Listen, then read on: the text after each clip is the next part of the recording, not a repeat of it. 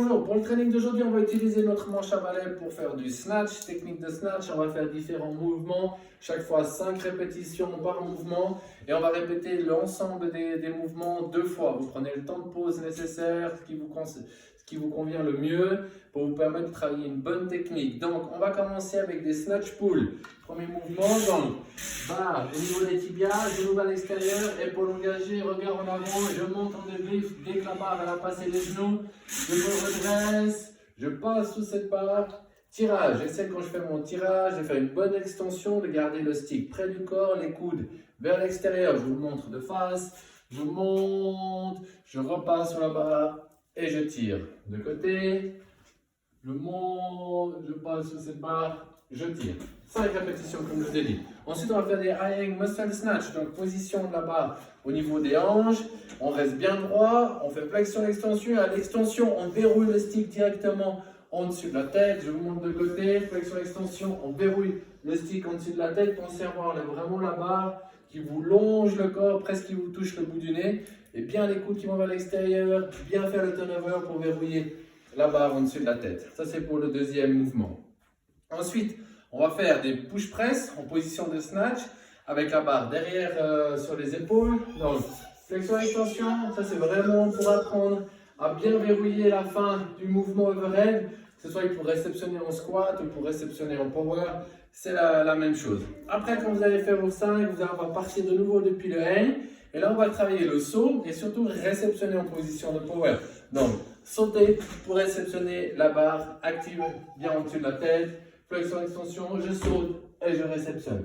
Toujours 5 répétitions. Quand j'ai fait mes 5 mes power snatch, depuis les hanches, je vais partir depuis la position basse. Donc, mouvement complet.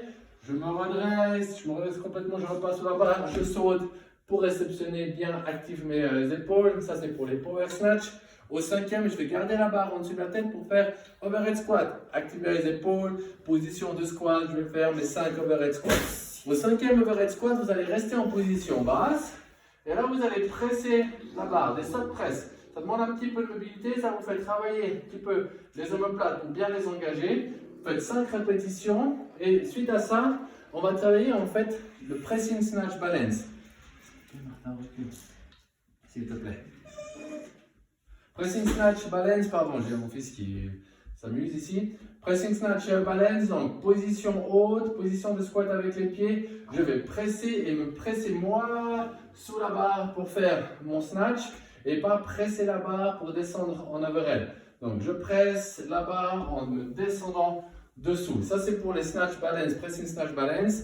Et ensuite le snatch balance complet, vous allez faire un saut et réception en position d'overhead squat. Saut, overhead squat, directement. Et ça c'est pour le snatch balance. Et on va finir hang, high hang, squat snatch. Ça fait beaucoup de choses aujourd'hui. Position en haut de barre au niveau des hanches, je saute. Et je vais directement chercher ma position finale du snatch. Je saute et je vais rechercher. Je vais faire une petite pause en bas du mouvement pour bien maîtriser ma chute. Ça, c'est pour la phase de skill aujourd'hui.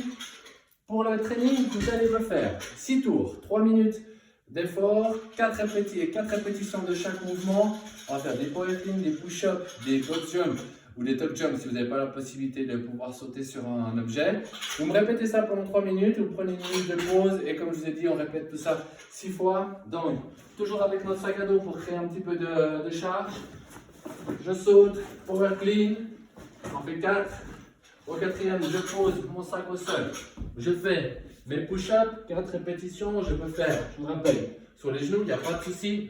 Et ensuite, si vous avez la possibilité de sauter sur un objet solide, je vous rappelle, ne faites pas ça sur une chaise à la maison, comme ça vous risquez de tomber. Sur le canapé, à voir comment réside votre canapé.